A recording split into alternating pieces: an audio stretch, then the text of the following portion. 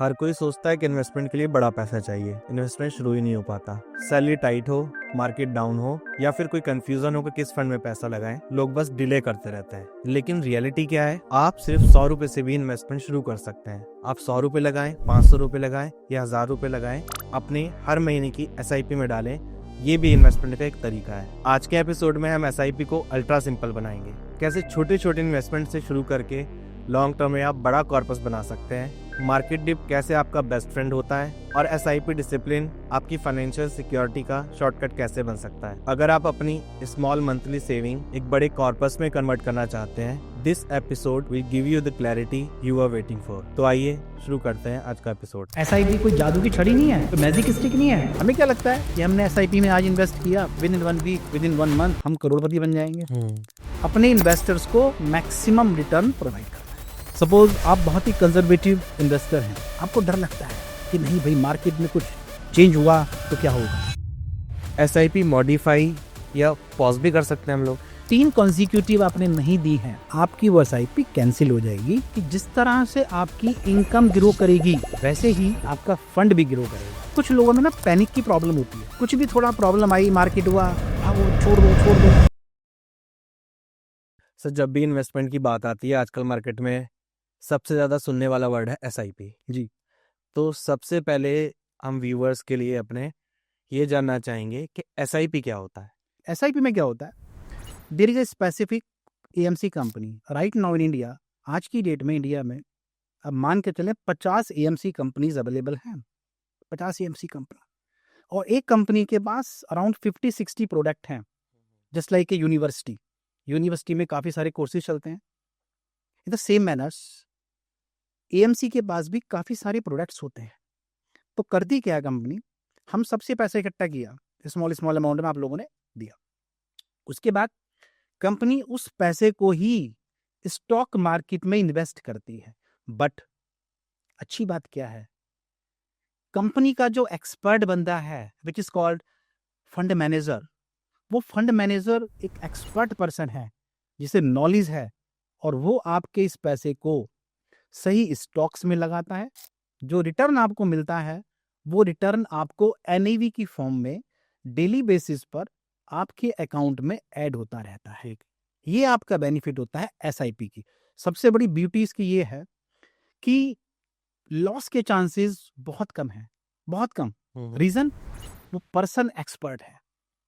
He has the expertise of around 20 years 30 years, और उसको पता है कि मुझे मार्केट में पैसा कहाँ लगाना है। और मजे की बात, क्या लगता है उसकी सैलरी कितनी होती होगी आपके हिसाब से? मैं आपसे पूछता हूँ, कितनी सैलरी मान के चलें आप? मुझे लगता है कि कम से कम 1 करोड़ तो होती होगी। ठीक कहते हैं। उन्हें high paid, you can say कि they are getting a huge amount, huge salary. उनका पैकेज करोड़्स में होता है, और उनको अपने फील्ड की एक्सपर्टीज है। उनको लगता है कि suppose I am investing in this market, यहाँ पे लॉस हो रहा है मेरे इन्वेस्टर को। वो क्या करता है, वहां से पैसा विड्रॉ करके दूसरे स्टॉक्स में लगा देगा ताकि रिटर्न्स अच्छा मिले। उसका मेन पर्पज एक है, एक ही सोल पर्पज है, एनी हाउ हमारे इन्वेस्टर्स को अच्छा रिटर्न मिले। तो SIP सिंपल और सिंगल फॉर्म में मैं कहना चाहूंगा कि स्मॉल अमाउंट जो हम सबमिट करते हैं, उस पैसे को हम AMC में इन्वेस्ट कर देते हैं, और AMC अपने फंड मैनेजर के थ्रू अच्छी कंपनीज में, अच्छे फंड्स में वो लगाती है ताकि हमें उसका रिटर्न बेनिफिट मिलता रहे। अगर स्टॉक प्राइस बढ़ेगा तो नो डाउट हमारा जो म्यूचुअल फंड का पैसा है, जो हमारा SIP का पैसा है, वो भी इंक्रीज होगा। SIP सिंपल और सिंगल फॉर्म में तो यही होता है। सर, म्यूचुअल फंड और SIP सेम है या अलग अलग है? ऑलमोस्ट सेम ही है। बेसिकली क्या होता है ना कि इसको म्यूचुअल फंड बोल देते हैं। Mutual means what is mutual, आपसी। फंड मीन्स पैसा। तो जो लोगों ने कलेक्टिव पैसा इकट्ठा किया, कलेक्ट किया, उस पैसे को हमने स्टॉक मार्केट में इन्वेस्ट किया। किसके थ्रू किया? फंड मैनेजर के थ्रू किया। फंड मैनेजर भी डिफरेंट होते हैं। सपोज देयर आर 40-60 स्कीम्स, तो there are different fund managers. एक फंड मैनेजर नहीं होता, उनकी एक्सपर्टीज है। वो कभी किसी फंड से पैसा निकाल के वहां विड्रॉ करते हैं, फिर वहां लगाते हैं, दूसरे शेयर्स में लगाते हैं, लेकिन टारगेट वही है। एनी हाउ हमें अपने अपने इन्वेस्टर्स को मैक्सिमम रिटर्न प्रोवाइड करना है। एक ही टारगेट है, बस सोल टारगेट वो लेकर चलते हैं। तो इस समय सर एसआईपी की बात करें तो किस टाइप की एसआईपीज होती हैं? सेक्टर वाइज होती हैं? बिल्कुल जी। तो थोड़ा सा इस बारे में हमें एक्सप्लेन करेंगे। नितिन जी देखिए, एसआईपी में हमारे पास 50-60 प्रोडक्ट्स होते हैं। इसमें आपके इंडेक्स फंड भी होते हैं, आपके सेक्टर वाइज भी होते हैं, कुछ लार्ज कैप होते हैं, स्मॉल कैप होते हैं, कुछ आपके मीडियम कैप भी होते हैं, flexi cap, there are lot of products available. अब ये चॉइस आपकी है नितिन जी कि आपको या हमारे जो इन्वेस्टर्स हैं उन्हें अपना पैसा किस फंड में लगाना है, किस प्रोडक्ट में लगाना है। अब जैसे for example I am talking about A university, काफ़ी सारे कोर्सेज हैं, चॉइस आपकी है, आपको बीकॉम करना है, एमकॉम करना है, बीबीए करना है, ये आपकी चॉइस है। जिस चीज़ में आपको लगेगा बेनिफिट होगा, आप उसी प्रोडक्ट को इन्वेस्ट करेंगे। अब मान के चलें, सपोज आप बहुत ही कंजर्वेटिव इन्वेस्टर हैं, आपको डर लगता है कि नहीं भाई मार्केट में कुछ चेंज हुआ तो क्या होगा, वो क्या करेंगे इस कंडीशन में? लार्ज कैप बेटर है, बिकॉज लार्ज कैप में वोलेटिलिटी कम होती है और आप मान के चलें ट्रस्ट ज़्यादा होता है लोगों का, इसीलिए वो लोग लार्ज कैप को ज़्यादा प्रेफर करते हैं। लेकिन अगर बात करें, अगर आपकी एज 20-30 के आसपास है, आपके रिस्क एपिटाइट कैपेसिटी है, रिस्क बियरिंग कैपेसिटी है, तो क्या होगा? आप स्मॉल कैप में जा सकते हैं, आप मिड कैप में जा सकते हैं। तो आपके रिस्क बियरिंग कैपेसिटी पे डिपेंड करता है कि आप लार्ज कैप में चुनते हैं, आप स्मॉल कैप में जाते हैं, आप फ्लेक्सी कैप में जाते हैं। डिफरेंट सेक्टर्स भी अवेलेबल होते हैं आपके सामने, खुले ओपन है, किसी को भी आप चूज कर सकते हैं, लेकिन ये आपकी रिस्क एपिटाइट कैपेसिटी पे डिपेंड करेगी। दूसरी बड़ी बात आपको कितने लॉन्ग ड्यूरेशन के लिए चाहिए, ये भी मैटर करता है। हमें क्या लगता है कि हमने एसआईपी में आज इन्वेस्ट किया, within 1 week, within 1 month हम करोड़पति बन जाएंगे, तो ऐसा नहीं होता है। It will take time, no doubt. ये आपको बेनिफिट देगा, ये आपको बेनिफिट देगा, नो डाउट। ये आपको एफडी से अच्छा रिटर्न देगा, आरडी से अच्छा देगा। मान के चलें तो 12-15% का रिटर्न आपको मिल जाता है जनरली, ये हम मानकर चलते हैं।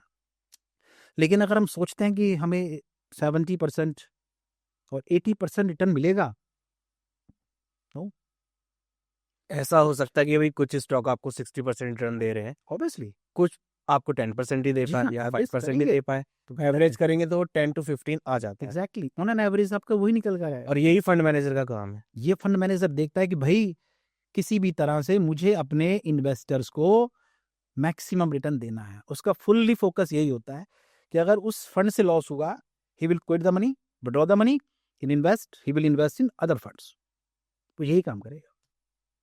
तो सर फंड मैनेजर की जैसे हम बात कर रहे हैं, किसी भी एसआईपी के फंड मैनेजर का हमें पहले से पता होता है? जी देखिए, there are so many good websites जहाँ पे आप देख सकते हैं कि जिस फंड में मैं पैसा लगाने वाला हूँ उस फंड को ऑपरेट कौन करेगा, उसका फंड मैनेजर कौन होगा, उसका एक्सपीरियंस कितना है, नॉलेज कितनी है। देर इज अ गुड वेबसाइट, अगर ऑडियंस चाहे तो नोट कर ले, value research is a good website. Value search के थ्रू आप देख सकते हैं कि भाई मेरा फंड मैनेजर कौन है, Morningstar, there are so good websites available. तो before investing in any option, मैं तो ये कहना चाहूंगा नितिन जी कि हमें सबसे पहले प्रॉपर एनालिसिस करना होता है। बिना एनालिसिस के तो हम शादी भी नहीं करते, तो तुम पैसा लगा रहे हैं अपना हम लोग, तो एनालिसिस करना ज़रूरी है। पूरा फंडामेंटल्स देखना है कि भाई हमें आईसीआईसी में जाना है, हमें डीएसपी ब्लैक रॉक देखना है, काफ़ी सारे कंपनीज हैं। मैंने आपसे बताया अभी कि more than 50 companies are available, around 50 companies are available. अब सभी में तो आप पैसा लगा नहीं सकते, सभी फंड मैनेजर भी एक से नहीं हो सकते, कुछ का एक्सपर्टीज अच्छा होता है, कुछ का कम होता है। तो आपको लगता है कि हाँ इस फंड मैनेजर ने लास्ट ईयर में अच्छा रिटर्न दिया है, in this situation you can go with that AMC. AMC means assets management company. तो ये मैटर करता है। दूसरा, कंपनी का एक्सपेंस रेशो कितना है। एक्चुअली लोगों को मालूम ही नहीं है इस बारे में अब तक कि जब कोई एएमसी ऑपरेट करती है तो उसके कुछ एक्सपेंस भी होते हैं। आप कोई भी बिजनेस शुरू करेंगे तो ऑब्वियसली आपके कुछ एक्सपेंस होंगे, तो वो एक्सपेंस कहाँ से लेंगे आप? कस्टमर से लेंगे, बिल्कुल। No doubt. अपनी पॉकेट से कोई नहीं देगा, बिल्कुल। कस्टमर से लेंगे।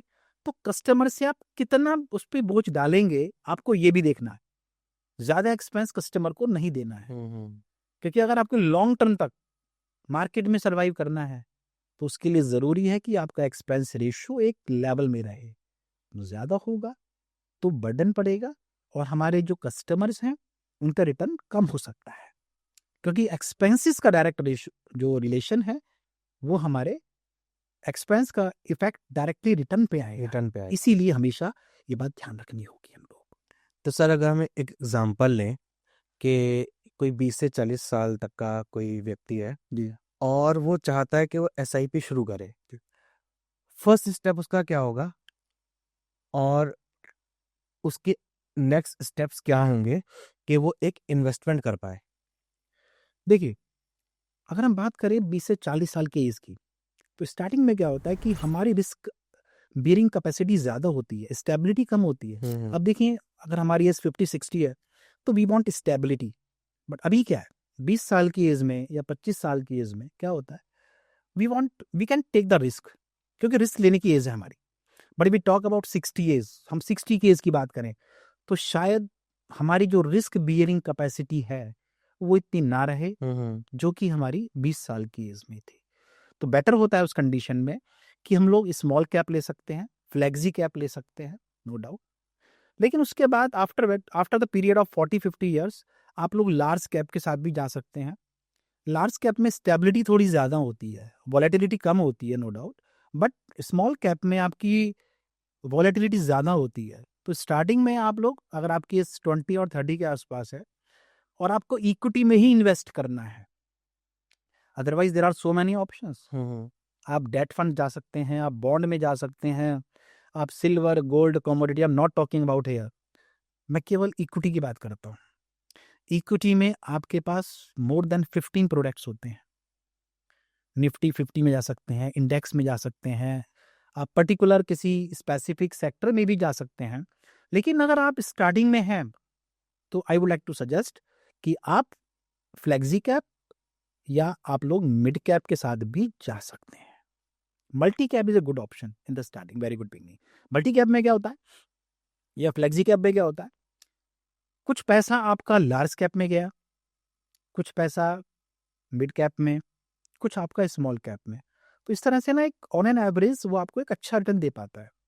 बट बिकॉज स्मॉल कैप में जो वॉलेटिलिटी है वो थोड़ी ज़्यादा है, इसीलिए कोशिश ये रहती है कि अगर आप एक यंग इन्वेस्टर हैं, तो मान के चलें कि आप स्टार्टिंग में फ्लेक्सी कैप के साथ जा सकते हैं, और जब आपके ये थोड़ा सा लगे स्टेबल हो चुके हैं, तो you can go with the large cap, no doubt.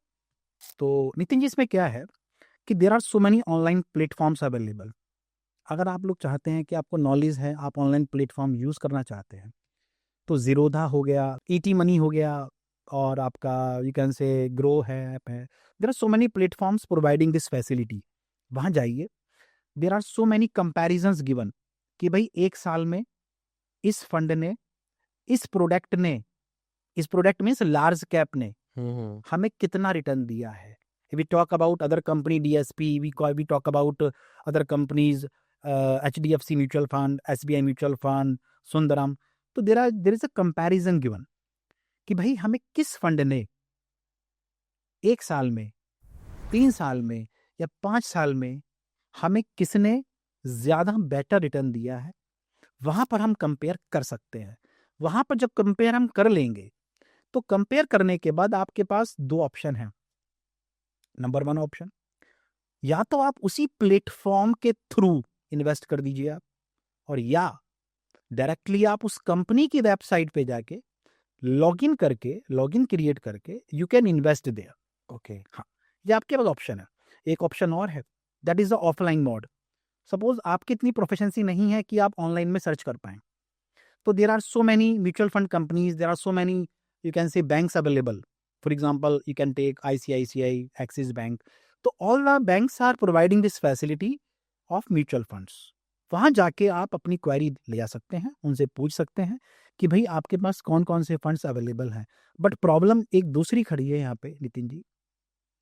अगर आप ऑनलाइन चेक करते हैं, तो आपके पास सारे प्रोडक्ट्स अवेलेबल हैं, बिल्कुल। सबको कंपेयर कर पाएंगे। लेकिन अगर आप किसी ऑफलाइन मोड में जाते हैं तो मे बी पॉसिबल वो बंदा इतना कैपेबल ना हो बिल्कुल। कि आपको वो सारा डिटेल से एक्सप्लेन कर पाए। तो बेटर तो ये है कि आप ऑनलाइन मोड में ही करें। करने के बाद अगर आपको सपोज करे आपका ऑनलाइन प्रॉब्लम है या किसी को समझ नहीं आता है तो ऑफलाइन मोड में आप उससे पूछिए कि भाई मुझे ये बताएं आपकी कंपनी के पास प्रोडक्ट कौन कौन से हैं। मैं तो प्रोडक्ट नहीं लूंगा लार्ज कैप, मैं तो फ्लेक्सी में इंटरेस्टेड हूँ, मैं तो मान के चलें कि मैं तो आपका सेक्टर में इंटरेस्टेड हूँ। ठीक है, तो मे बी वो आपको कन्विंस करें कि सर आप लार्ज कैप ले लीजिए या आप स्मॉल कैप ले लीजिए। अब ये डिसीजन आपका होगा, आपको देखना है कि भाई माइंड मेकअप है मेरा, मुझे तो इसी में लगाना है, लार्ज कैप में लगाना है या मुझे फ्लेक्सी में लगाना है। तो आप उससे पूछिए कि भाई मैं फ्लेक्सी में लगाता हूँ तो कितना रिटर्न मिलेगा। सपोज वो आपसे कहता है 40% मिलेगा, आप उससे बस एक बात कह दीजिए कि आप राइटिंग में 40% देंगे, नहीं देगा वो, बिकॉज मार्केट में किसी को नहीं पता कल क्या होगा। मार्केट में तो फ्लक्चुएशंस होते रहेंगे ना, मार्केट ऊपर गया तो आपका जो पैसा था एसआईपी का वो इंक्रीज हो जाएगा, मार्केट नीचे गया तो वो डिक्रीज हो जाएगा। अब आप ये देखिए कि ये सेबी के नॉर्म्स हैं कि डेली बेस पर वो आपको ये बताए जो पैसा आपने लगाया है एसआईपी में पर डे, मैं डेली बेस का बता रहा हूँ, डेली बेस पर वो कितना हो चुका है आप देख सकते हैं। अब वो कैसे देखेंगे आप लोग, उसका ऐप इंस्टॉल कर लीजिए आप।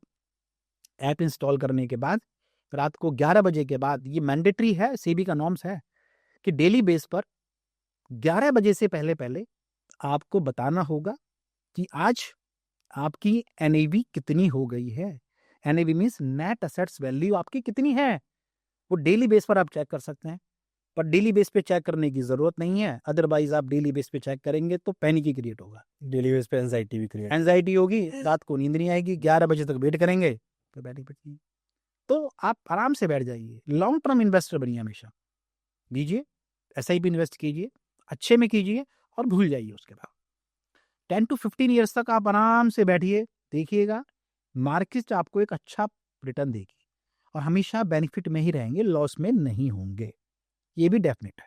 सर जैसे कोई इन्वेस्टमेंट करने जा रहा है एसआईपी के थ्रू, तो कौन कौन से ऐसे फैक्टर्स हैं जो उसको ध्यान में रखने चाहिए?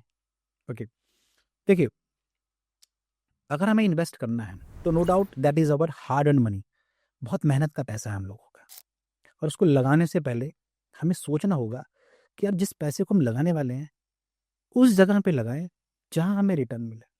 उसके लिए सबसे पहला काम क्या है, हम ये देखें कि जिस कंपनी में हम लगाने का सोच रहे हैं उसने पास्ट में, बीते हुए टाइम में अपने इन्वेस्टर्स को कितना रिटर्न दिया है। ठीक, दूसरी बात, वो कंपनी हमारा पैसा कहाँ लगाएगी, क्योंकि वो डिस्क्लोज होता है, वो आप देख सकते हैं कि आपकी कंपनी उस पैसे को किस किस शेयर में लगाने वाली है, ये आपका राइट है नो डाउट देखने का। तो सबसे पहला काम तो आप ये देखें कि उस कंपनी का पास्ट परफॉर्मेंस क्या है। दूसरा, उस कंपनी का फंड मैनेजर कौन है। तीसरा, बहुत इंपॉर्टेंट, उस कंपनी का एक्सपेंस रेशो कितना है। जनरली जो एक्सपेंस रेशो होता है वो 2% से 2.5% के बीच में होता है, 2 से 2.02 रहता है इसमें, because it is the active fund. मैं आपको बता दूं कि there are 2 types of fund, active और पैसिव। ठीक। तो एक्टिव फंड में एक्सपेंस रेशियो ज्यादा होता है, उसका रीजन क्या है सर, उनको डेली बेस पर वॉच करना है। बिल्कुल। लगता है कि भाई मार्केट डाउन है तो वहां से विड्रॉ करके दूसरे में शिफ्ट हो गए, दूसरे में डाउन लगा तीसरे में शिफ्ट हो गए। बट पैसिव फंड में क्या है, एक बार लगा दिया तो वो सीधा कुंभकर्ण की तरह सोच रहा है, आराम से लेटा हुआ है, उसे कुछ नहीं करना, इसीलिए वहां एक्सपेंस कम होता है और आपका एक्टिव में ज्यादा होता है। तो रिटर्न का भी फर्क होगा इसमें? बिल्कुल होगा, एक्टिव में रिटर्न आपको थोड़ा ज्यादा मिलता है in the comparison of your passive fund. तो ये आपको देखना होगा कि आपको एक्टिव फंड में जाना है या आपको पैसिव फंड में जाना है। पैसिव फंड के लिए फॉर एग्जांपल निफ्टी इंडेक्स हो गया, ठीक है, different different index, Nifty 50 index हो गया, ऑटोमोबाइल इंडेक्स हो गए, there are so many index available there. आप एक बार जाइएगा, there are so many online platforms, आप एक बार देखिए, उसको विजिट कीजिए, प्रॉपर चेक कीजिए जाने के बाद वहाँ से आप उस पैसे को इन्वेस्ट करने का प्लान कीजिए। लेकिन जहाँ भी करें, बहुत सोच समझ के कीजिएगा, क्योंकि ये कोई फ्री का पैसा नहीं है, ये बहुत मेहनत का पैसा है। बहुत ध्यान से पैसा लगाना है। 3 बातें याद रखिएगा। नंबर 1, पास्ट में रिटर्न कैसी मिली। दूसरा, फंड मैनेजर का परफॉर्मेंस कैसा है। और तीसरा, हमारा एक्सपेंस रेशियो कितना है। फंड मैनेजर का परफॉर्मेंस हम्म और रिटर्न कंपैरिजन में क्या फर्क हुआ? सेम बात हुई ना दोनों? देखिए, बेसिकली क्या होता है कि अगर फंड मैनेजर का एक्सपर्टीज अच्छा है, एक्सपीरियंस है, तो नो डाउट आपको अच्छा रिटर्न मिलेगा। और अगर उसका परफॉर्मेंस सही नहीं है तो रिटर्न डाउन हो जाएगा। बस सीधा सा फर्क है उसमें। ऐसा भी हो सकता है कि पहले फंड मैनेजर कोई और था सेम उसमें, अब चेंज हो गया। इसका ड्यूरेशन होता है इन लोगों का, उसमें करते रहते हैं। लेकिन जिसको भी लाएं, अभी एट प्रेजेंट कौन सा है हम वो एक देख लेते हैं। हमको लगता है कि वो चेंज हो गया है, हम पसंद नहीं आ रहा, हम चेंज करके दूसरे में स्विच कर जाएंगे। अब मान लीजिए रिटर्न तो किसी ने 20% दी पिछले 5 सालों में, हाँ लेकिन जो फंड मैनेजर अब करंट आ गया है हम्म, उसकी परफॉर्मेंस अच्छी नहीं है। ठीक है, तो हम स्विच कर जाएंगे। वहां से कैंसिल करके we can withdraw the money, we will invest in other funds, खत्म काम। सर जैसे इंश्योरेंस प्रीमियम में देखा जाता है जी। कि आपने 2 या 3 प्रीमियम नहीं दिए तो आपकी इंश्योरेंस पॉलिसी कैंसिल हो जाती है, या फिर हम हाउसिंग लोन की ईएमआई दे रहे हैं, कुछ ईएमआई नहीं दी तो आपका जो है सिबिल खराब होने लगता है। जी कि एसआईपी में भी ऐसा ही है? जी हाँ, as per the norms of CB, अगर आपने 3 कॉन्जिक्यूटिव एसआईपी सबमिट नहीं किया तो आपकी वो एसआईपी कैंसिल हो जाती है। ओके। हाँ, एसआईपी की तरफ से कोई पेनल्टी नहीं होती। अगर आपने एक पे नहीं किया कोई पेनल्टी नहीं लगेगा। लेकिन आपका जो चेक बाउंस होगा, ईसीएस जो होगा, बैंक आप पे 500 का पेनल्टी लगा देता है। 100 to 500 के बीच में आप पे पेनल्टी लगेगा। ठीक। लेकिन एएमसी की तरफ से अगर आपने सपोज करिए कोई एसआईपी देने में आपसे गलती हो गई या भूल गए, कोई प्रॉब्लम नहीं है। 1-2 में कोई प्रॉब्लम नहीं है। लेकिन अगर 3 कॉन्जिक्यूटिव आपने नहीं दी हैं, उस कंडीशन में आपकी वो एसआईपी कैंसिल हो जाएगी और आपको स्टार्टिंग से दोबारा करनी होगी या फिर आपको स्विच करना पड़ेगा। तो जो हमारा फंड है ऑलरेडी वो आपका सेफ है, वो डेली नहीं बेस देने पे के ग्रो, बाद भी वो मिल जाएगा? वो मिलेगा, वो आपका सेफ है, वो ग्रो करेगा आपका, वो डेली बेस पे ग्रो करता रहेगा। दूसरी अच्छी बात, आपने सपोज करें जनवरी में एसआईपी दिया, फरवरी में नहीं दिया, मार्च में नहीं दिया, 2 कंसेक्यूटिव नहीं दी, कोई प्रॉब्लम नहीं है। अप्रैल में दे दिया, चलता रहेगा। प्रॉब्लम है कि 3 कंसेक्यूटिव नहीं होनी चाहिए। 2 बीच में गैप हुआ, इट्स ओके। एक गैप किया, इट्स ओके। लेकिन अगर 3 लगातार नहीं दिए हैं, in this situation it will be discontinue, it will be cancelled. तो उसको रिस्टोर करने के लिए फिर आपको पीछे की उसके देनी नेक्स्ट पड़ेगी? प्रोसेस वो तो आपके कैंसिल हो जाएगा उसके बाद। ठीक है। जी, उसके बाद आपको वो फंड आपका सेफ है, वो डेली बेस पे ग्रो करेगा। ठीक है। लेकिन आप दूसरी एसआईपी शुरू कर सकते हैं उसके बाद। ठीक है, उस एसआईपी में दोबारा एंटर नहीं जी कर हाँ, सकते? Okay. As per the SEBI norms. तो इसका तरीका यह है कि हम उस फंड को ड्रॉ करें जी, और उसी फंड से दूसरा शुरू कर दें? बिल्कुल कर सकते हैं, कोई इशू नहीं। सर एसआईपी मॉडिफाई या पॉज भी कर सकते हैं हम लोग? जी, बिल्कुल कर सकते हैं। आप 1 to 6 मंथ के लिए अगर आप चाहते हैं कि मार्केट डाउन जा रहा है तो उसको आप पॉज भी कर सकते हैं, कोई इसमें प्रॉब्लम नहीं है। लेकिन अगर आप चाहते हैं कि मैं एक एएमसी को छोड़कर दूसरी एएमसी में चला जाऊं, हाँ। फॉर एग्जांपल आप चाहते हैं कि मैं एचडीएफसी को छोड़ के एसबीआई में आना चाहता हूं, या डीएसपी ब्लैक को छोड़ के मैं आईसीआईसीआई में आना चाहता हूं, तो वो पॉसिबल नहीं होगा। उसके लिए आपको करना क्या होगा कि उस एएमसी में जो आपने पैसा लगा दिया वहां से विड्रॉ कीजिए, then you can switch to other AMC. ये पॉसिबल नहीं है कि आप एक एमसी को छोड़ के, आप पाकिस्तान को छोड़ के इंडिया में आके रहना शुरू कर दें, वो पॉसिबल नहीं होगा। आपको एक जगह आना होगा। आप सोचते हैं कि मेरे पास डीएसपी है या मेरे पास सुंदरम है, तो आप दूसरे में स्विच नहीं कर सकते। उसी एएमसी में आप किसी भी प्रोडक्ट में एंटर हो सकते हैं। For example I am talking about HDFC company. HDFC के 50 प्रोडक्ट्स हैं। आपको लगता है कि नहीं भाई ये प्रोडक्ट बेटर है यार, इसको छोड़ देते हैं, कर सकते हैं आप, कोई दिक्कत नहीं है। लेकिन दूसरी कंपनी में एंटर नहीं हो सकते आप। उसी कंपनी के प्रोडक्ट को स्विच कर सकते हैं, पर दूसरी कंपनी के प्रोडक्ट को आप एंटर नहीं कर सकते। सर अगर म्यूचुअल फंड की बात करें या एसआईपी की बात करें तो अलग अलग कंपनीज अलग अलग तरीके के प्रॉफिट जी क्लेम करती हैं। कोई कहता है 20% है, कोई कहता है 35% पास रिटर्न रही हैं। जी, अगर हम 12 से 15 की बात करें तो ये थोड़ा सा रियलिस्टिक सा लगता है। एग्जैक्टली। तो क्या 30 और 40% भी कभी रियलिस्टिक हो सकता है?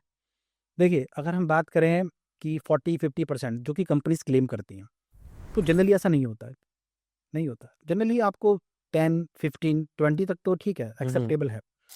लेकिन जिन लोगों ने कोरोना पीरियड में एसआईपी में इन्वेस्ट किया, आपने देखा था कि मार्केट डाउन था दैट टाइम, ठीक है। उस कंडीशन में जब कोरोना से रिकवर हुआ तो आप देखेंगे कि लोगों का जो एनईवी था, जो प्रॉफिट था, नो डाउट वो बढ़ा है। बट नॉर्मल कंडीशंस में अगर हम बात करें तो ये 40% हुआ, 35 हुआ, जनरली नहीं होता है। मान के चलें 12, 14, 15, 16 तक ये रहता है। ये एक नॉर्मल रिटर्न है जो कि मिल जाता है, लेकिन ये रिटर्न भी अच्छा है in the comparison of FD FD and RD. Frankly बताता हूँ आपसे, कुछ लोगों को लगता है कि भाई हमें तो 30% कहा गया था, 40, ठीक है, आपके पास कुछ राइटिंग में नहीं है और कभी भी कोई भी एएमसी आपको राइटिंग में देगी भी नहीं, सीधी सी बात है। बस ये होगा कि हमारा जो सर लास्ट ईयर का परफॉर्मेंस है दैट इज 30, 40, नो, लेकिन अराउंड 14, 12 ये आपको मिल जाएगा, जनरली इतना मिल जाता है आप लोगों को। तो अगर हम बात करें जैसे हम लॉन्ग टर्म के लिए, किसी ने 10 साल के लिए कर दिया, 15 साल के लिए करती, ऐसा हो सकता है किसी साल तो एसआईपी ने रिटर्न 5% दिया हो जी। और शायद किसी साल उनसे 40% दे दिया हो। लेकिन अगर हम 15 साल बाद या 10 साल बाद अपना फंड देखेंगे किस रेट से ग्रो हुआ, तो शायद वो 12 से 15 ही आएगा। जी हाँ, अराउंड 15-16% का रिटर्न आपको जनरली मिल जाता है। कुछ फंड ऐसे भी होते हैं जो कभी कभी आपको 20% का भी रिटर्न इसमें दे देते हैं। हाँ, वो डिपेंड करेगा कि उस फंड का परफॉर्मेंस कैसा था। सपोज करें फार्मा की बात करें, there is a corona period और any other condition, economic condition, तो उस कंडीशन में उस फंड पे इम्पैक्ट पड़ता है कि उस फंड की परफॉर्मेंस कैसी है। उस कंडीशन में आपको 20 और 25 भी मिल सकता है। मैं ये नहीं बोलता कि कभी नहीं मिलेगा, हो सकता है, लेकिन जनरली 12, 14, 15 के आसपास आपका रिटर्न घूमता रहता है, वहीं मूव करता रहता है।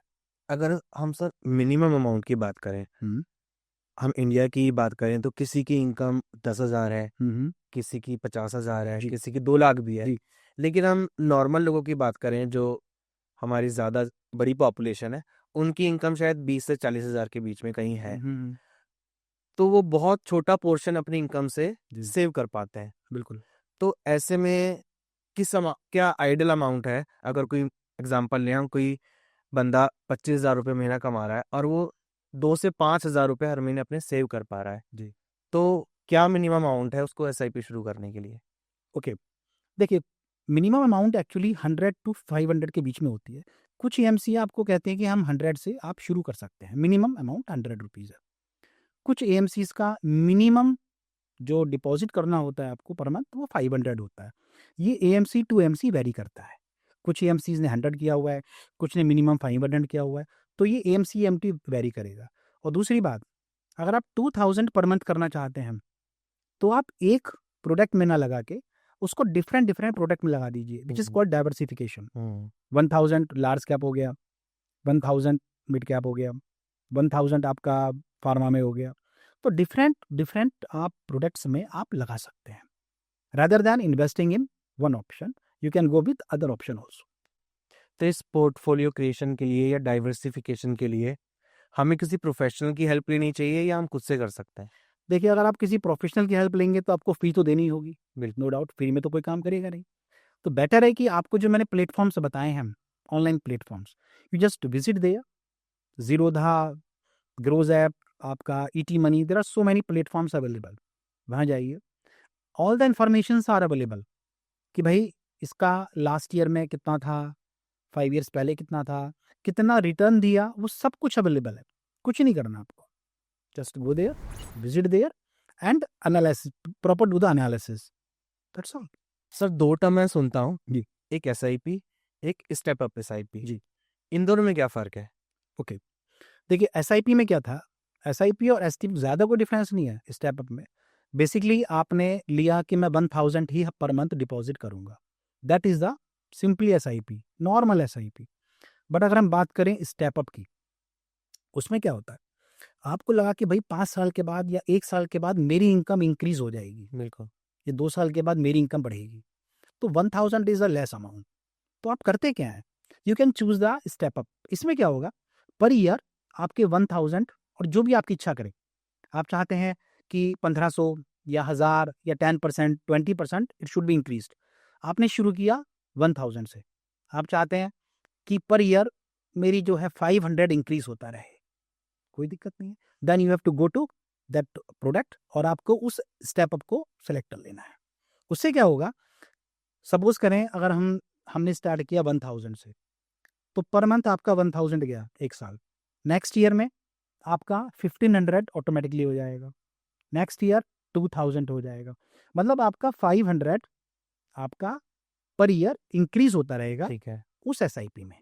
तो इसका बेनिफिट ये है कि जिस तरह से आपकी इनकम ग्रो करेगी वैसे ही आपका फंड भी ग्रो करेगा, आपका एसआईपी का अमाउंट भी ग्रो करेगा। तो ये सबसे बड़ी बीटी है इसकी कि आप स्टेप अप को ले सकते हैं, लेकिन सभी कंपनीज स्टेप अप को प्रोवाइड नहीं करती हैं। और अगर आपने एक बार एसआईपी को सिंपली चूज किया है तो सभी कंपनीज आपको ये फैसिलिटी प्रोवाइड नहीं करती हैं। कुछ कंपनीज हैं कि आपने सिंपल चूज किया, उसके बाद आप स्टेप अप में जा सकते हैं, ठीक। लेकिन सभी एएमसी ये प्रोवाइड नहीं करती हैं। सर ऐसी कौन सी कॉमन मिस्टेक्स हैं जो ज्यादातर इन्वेस्टर्स आप देखते हैं कि कर रहे हैं मार्केट में?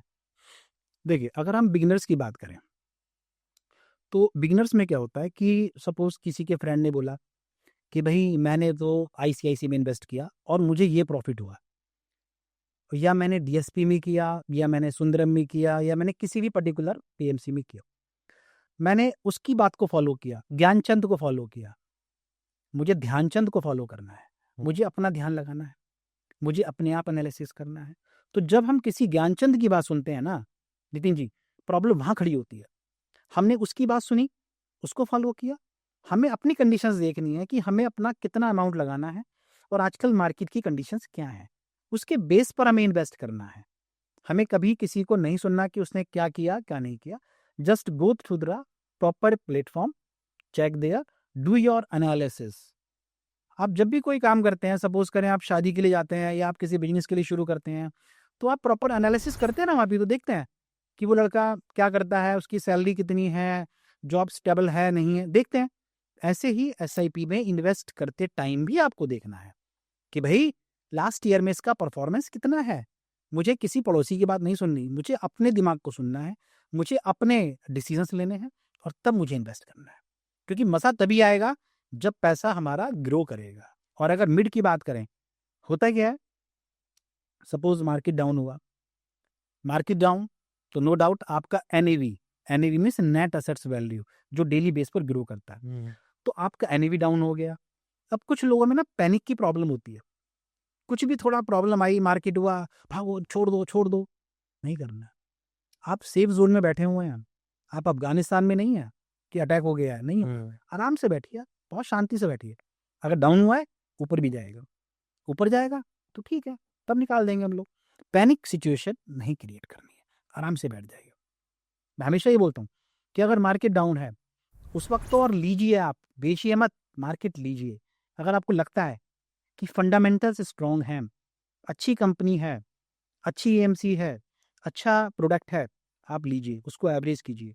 उसमें निकलने की ज़रूरत नहीं है आपको कि हम निकल जाएं। भाई निकल कर भी क्या कर लोगे, चलो बताओ, आप निकल कर कहाँ जाओगे? तो बेटर है आप आराम से बैठिए, वेट कीजिए। पेशेंस अगर नहीं है तो कहीं इन्वेस्ट मत कीजिए, चुपचाप घर बैठ जाइए।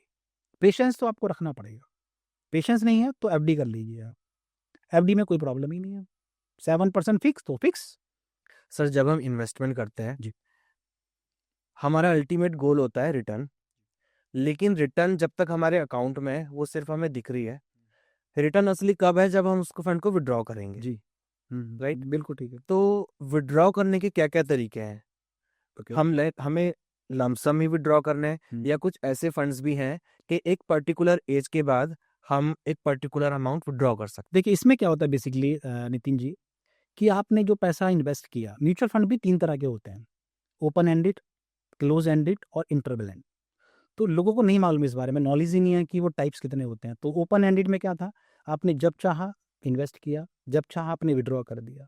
क्लोज एंड में ऐसा नहीं होता, आपने एक बार लगा दिया तो आपको स्टॉक एक्सचेंज के थ्रू ही आपको बेचना पड़ेगा, ठीक। वहीं पर ट्रेड होगा। इंटरवल में कुछ ड्यूरेशन के लिए पोर्टल खुलता है, आप बेच सकते हैं और खरीद सकते हैं। तो ये तीनों में डिफरेंस मैंने बता दिया। ओपन एंडेड कभी भी बेचा, कभी भी खरीदा। क्लोज एंडेड आपने एक बार कंपनी से लिया, उसके बाद आप स्टॉक एक्सचेंज पर जाकर ही उसको बेच सकते हैं। ठीक। तीसरा इंटरवल, जब चाहें नहीं कर सकते, बल्कि एक प्रॉपर इंटरवल है कि 15 डेज के पीरियड के बाद ये ओपन होगा, तब आप बेच सकते हैं, खरीद सकते हैं। तो अगर आप चाहते हैं कि आपने 1 साल 2 साल के बाद आपको पैसे की रिक्वायरमेंट है, तो आप जब चाहें अपना पूरा पैसा या कुछ पैसा, जिसे बोलते हैं यूनिट्स, बेसिकली म्यूचुअल फंड में आपको यूनिट्स मिलती हैं, यूनिट्स। बिल्कुल। तो आप जब चाहें कुछ यूनिट्स बेच सकते हैं, और आप चाहते हैं कि सभी बेचनी है, तो आप सारी बेचकर भी आप विड्रॉ कर सकते हैं। और अच्छी बात कि इसमें आपको देखना होगा कि एग्जिट लोड कितना लगता है। Basically as per the SEBI norms अब एंट्री लोड नहीं लगता है, खरीदते वक्त नहीं लगता है, लेकिन एग्जिट लोड अभी भी लगता है। एएमसीज लगाती हैं एग्जिट लोड, कुछ लगती है, तो वो आप देख लें कि किस कंपनी का एग्जिट लोड कितना है। ठीक। सपोज करें एग्जिट लोड 1% है या 2% है, तो जिस टाइम आप विड्रॉ करेंगे ना, उस विड्रॉवल अमाउंट में से आपका 2% कट के आपको मिलेगा। फॉर एग्जाम्पल आपके 10,000 मिलने थे, तो 10,000 में से आपका 2% कटने के बाद ही आपको आपका पैसा पॉकेट में या आपके अकाउंट में ट्रांसफर होगा। ठीक। ये बात आप याद रखिएगा कि एग्जिट लोड कितना है। और इसमें एक ज़रूरी बात समझने की मैं और ऐड करना चाहता हूँ आपके इस पॉडकास्ट के माध्यम से, कि 1 साल हम सभी मंथ की एसआईपी को देखते हैं। फॉर एग्जाम्पल आपने जनवरी में अगर एसआईपी ली है, तो 12 महीने कब होंगे? दिसंबर तक। फेब में लिए तो जनवरी। नेक्स्ट जनवरी तक। तो इस तरह काउंटिंग होती है कि 1 साल होना ज़रूरी है। तो जो आपने दिसंबर में लिया है, वह आपको देना पड़ जाएगा। लेकिन अगर 1 साल हो चुका है उस मंथली वाली एसआईपी को, तो आपको नहीं देना है। तो जिसके अभी 1 साल या 12 महीने नहीं हुए हैं, उस पर आपका एग्जिट लोड लगता है, केवल उस पर एग्जिट लोड लगता है। अच्छा, एक बात और मैं आपसे बताना चाहता हूँ, अगर आप चाहते हैं कि आपको अपना पैसा निकालना है, तो there is a redeem option. उसमें रिडीम का ऑप्शन भी होता है, आप जब चाहें आप रिडीम कर सकते हैं। रिडीम का है, और आपका डिसकंटिन्यू का ऑप्शन भी होता है। ठीक। आप खत्म करना चाहते हैं कि भाई नहीं, हम परेशान आ चुके हैं, हम, है ना, जैसे आपने देखा है कि शादी के बाद डिवोर्स हो जाते हैं, हमें डिवोर्स करना, अलग होना है, आप अलग भी हो सकते हैं, कोई इशू नहीं। लेकिन आप चाहते हैं कि मुझे कुछ पैसा निकालना है, तो रिडीम का ऑप्शन है, आप रिडीम क्लिक कीजिए, और within 3 to 4 days as per the SEBI norms ये पैसा आपके अकाउंट में ट्रांसफर हो जाएगा। ये सेबी के नॉर्म्स हैं। तो ऐसा कोई पर्टिकुलर अमाउंट के हर महीने हमारे अकाउंट में इतने अकाउंट? एसआईपी में एक पॉलिसी और बहुत अच्छी है। आप चाहते हैं कि 5 साल के बाद 10,000 और 3,000 मेरा विड्रॉ होता रहे, वो पॉसिबल है। आप विड्रॉल का ऑप्शन चूज कर सकते हैं, आपके लिए ये ऑप्शन फैसिलिटी अवेलेबल है कि आप चाहते हैं कि 2 साल के बाद भाई मुझे 2,000 पर मंथ चाहिए, यू कैन डू इट, हो सकता है। आप systematic withdrawal plan, it is called systematic withdrawal plan, SWP, आप इसे क्लिक कीजिएगा, इसे चूज कीजिएगा, और आपसे पूछेगा कि आपको कितना अमाउंट पर मंथ चाहिए, इस ड्यूरेशन के बाद हो जाएगा। तो ये विड्रॉल प्लान हमें एसआईपी लेते हुए चूज करना पड़ता है, या इसको हम बाद में भी चेंज ये कर आप सकते हैं? पहले भी ले सकते हो और बाद में भी कर सकते हैं, ये आपकी चॉइस है। सर, विड्रॉल पे टैक्सेशन किस हिसाब से होता है इंडिया में? देखिए, अगर हम इक्विटी की बात करें, तो इक्विटी में या म्यूचुअल फंड पे सेम प्रोसेस चलता है। Short term there are 2 types of actually profits, duration जो दिया है इन्होंने, short term capital gain, long term capital gain. अगर आप 12 महीने के अंदर बेच देते हैं, 1 साल के अंदर बेचते हैं, तो ये शॉर्ट टर्म कैपिटल गेन होता है। ठीक। इस पे टैक्स लगता है, पहले 15% था, बट अभी गवर्नमेंट ने इसको 20% कर दिया है। और अगर बात करें लॉन्ग टर्म की, आपने 1 साल के बाद अगर आपने बेचा है, तो it comes in the category of long term. अब इसमें क्या रूल है कि 1,25,000 तक तो टैक्स फ्री है, 1.25 लाख तक तो टैक्स फ्री है। उसके बाद आपका टैक्स लगेगा 12.5% से, जो आपका रिमेनिंग होगा। सपोज करें आपका प्रॉफिट 3 लाख रहा, तो 3 लाख में से 1.25 लाख को आप एक तरफ कर दीजिए, जो रिमेनिंग रहा 1,75,000, उस पर आपको 12.5 के रेट से टैक्स देना पड़ेगा लॉन्ग टर्म में। ठीक है। तो जब भी आप विड्रॉ करें एसआईपी से, तो ये बात ध्यान रखनी होगी कि भाई हमें टैक्स भी देना है उसके ऊपर। कहीं ऐसा ना हो कि आपने एग्जिट लोड भी दिया, टैक्स भी दिया, इन्फ्लेशन भी देखा आपने, जो कि चलता रहता है, तो आपको बचेगा क्या? कुछ नहीं बचने वाला। तो आप ये बात ध्यान रखिए कि भाई मेरा कितना प्रॉफिट है और उस पर मुझे टैक्स कितना देना है, क्योंकि टैक्स के बिना देखिए गवर्नमेंट तो मानेगी नहीं, वो टैक्स ले लेगी आपसे, अपने आप ले लेगी वो, ठीक है। तो लॉन्ग टर्म में कोशिश करें कि लॉन्ग टर्म में लेके चलें। 1.25 लाख तक कोई टैक्स नहीं है, आप 1.25 लाख के अंदर अंदर बेचकर चलिए ना, क्यों बेचते हैं पहले, 1.25 लाख लेके चलिए, उतना ही बेच दे, आपको बाकी लगता है कल बेच दे। नेक्स्ट ईयर बेच दीजिए, 1 लाख का प्रॉफिट हो रहा है, बेच दीजिए, कोई टैक्स नहीं है। लेकिन अगर आपने 21 कर दिया, कोई बेनिफिट नहीं है, टैक्स देना पड़ेगा 5,000 रुपये। तो उस टैक्स को भी बचाना है, बेटर होगा लॉन्ग टर्म के लीजिए, 10 ईयर्स, 15 ईयर्स, 12 ईयर्स, वो लेके चलिएगा, तब तो बेनिफिट है। और अगर आप सोचते हैं कि यार 6 महीने के लिए मुझे निकालना है, तो फिर बॉन्ड पे जाइएगा, तो bond is a better option. कभी भी करिए, कोई दिक्कत नहीं है। वहाँ पे टैक्स की रेट भी डिफरेंट होती है, इसीलिए आप कोशिश करें कि इसको लॉन्ग टर्म को लेके चले, आपका विजन शॉर्ट टर्म नहीं होना चाहिए। सर हम जब भी रिटर्न्स की बात करते हैं, रेट की बात करते हैं, XIRR रेट हमें दिखाई देता है जी। तो क्या ये एक्चुअल रेट है जी। या फिर इसमें कुछ फर्क है? सही क्वेश्चन पूछा आपने नितिन जी। एक्चुअली लोगों को मालूम ही नहीं है इस बारे में। There is a XIR, extensible internal rate of return. इसमें क्या होता है, देखिए आपने अगर SIP ली 5000 पर मंथ, आपने सारा पैसा बल्क में डिपॉजिट नहीं किया, आप तो पर मंथ दे रहे हैं। आपने जनवरी में दिया, फिर आपने फरवरी में दिया, फिर मार्च में दिया, फिर अप्रैल में दिया 5000।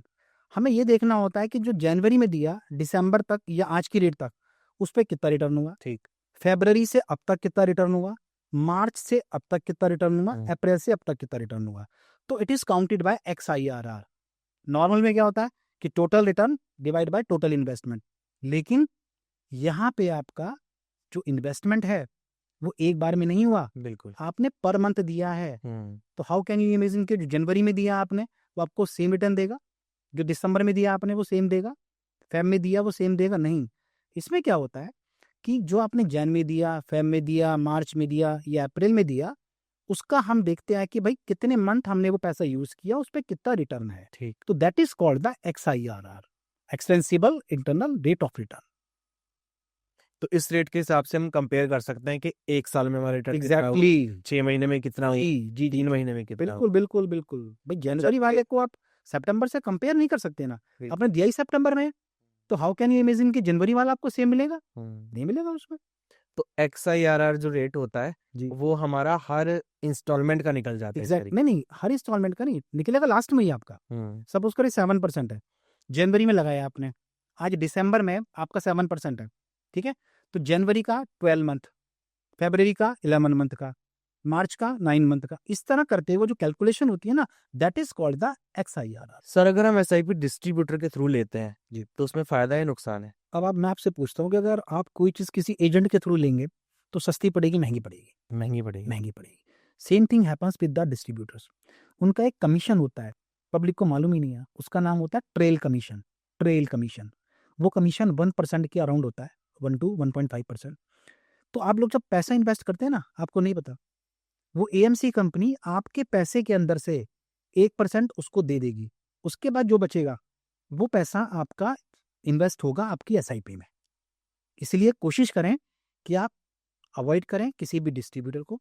उस कंडीशन में आपका पर ईयर, मैं ये नहीं कर रहा एक बार, हर बार पर ईयर जब भी आप इन्वेस्ट करेंगे 1% तो उसके अकाउंट में चला ही गया, जो बचेगा उतने पैसे का आपको यूनिट्स मिलेंगी।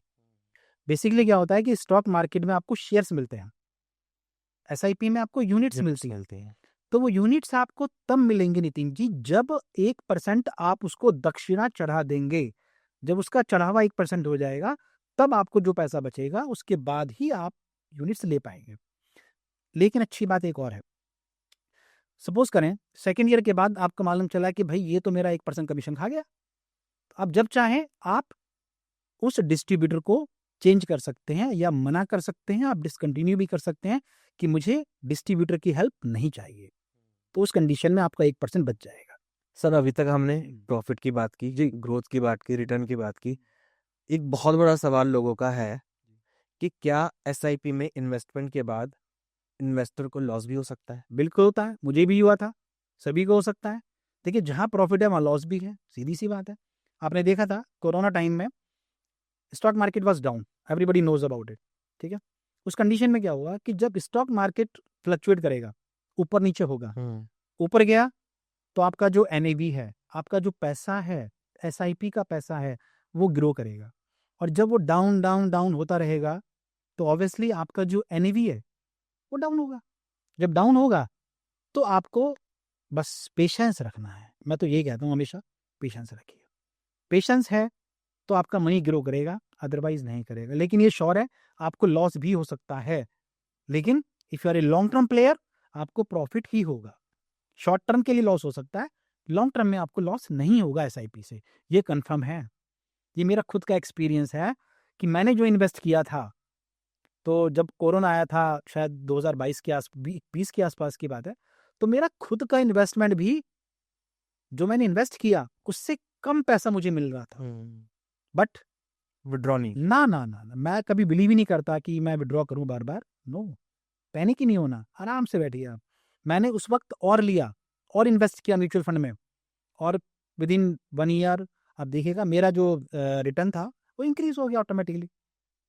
तो ये बात ध्यान रखनी है हमेशा कि आप एक तो लॉन्ग टर्म के लिए बिजनेस लेके चलें, दूसरा अगर डाउन होता है ना तो आप उसको एवरेज करें और ले लीजिए आप, और लेके रखिए। डाउन हो गया अगर अच्छा है और लीजिए, ग्रो करेगा डेफिनेटली, रिटर्न आपकी बढ़ जाएगी। बढ़ेगा, पक्का बढ़ेगा। वो समझना जरूरी है हम लोगों को। केवल आंखें बंद करके, आंखें मूंद के हमें इन्वेस्ट नहीं करना कि भाई चलो ठीक है SIP ले लिया, काम खत्म हो गया। SIP कोई जादू की छड़ी नहीं है, कोई मैजिक स्टिक नहीं है कि आपने लिया और भाई ठीक है इट्स ओके, लेकिन लॉन्ग टर्म में आपको इससे बेनिफिट होगा, I am sure about it. ये मैं आपसे कहता हूं, आप जब भी लें एक लॉन्ग पीरियड का टारगेट लेकर चलें, ध्यान रखिए।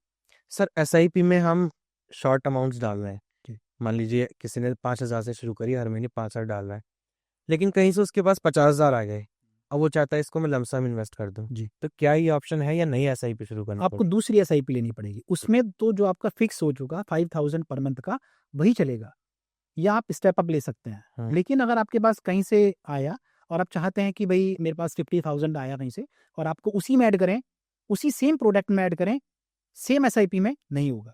ठीक। You have to go to next SIP, next product, उसमें आप कुछ ऐड ऑन नहीं कर सकते हैं। ठीक है sir, thank you so much. इतने क्वेश्चन मेरे थे, इतनी क्वेरीज थी, लगभग सबके आंसर मुझे मिले, और मुझे उम्मीद है जो लोग देख रहे हैं उनको भी ज़्यादातर आंसर्स उनके मिल गए होंगे। Thank you so much. Thank you very much.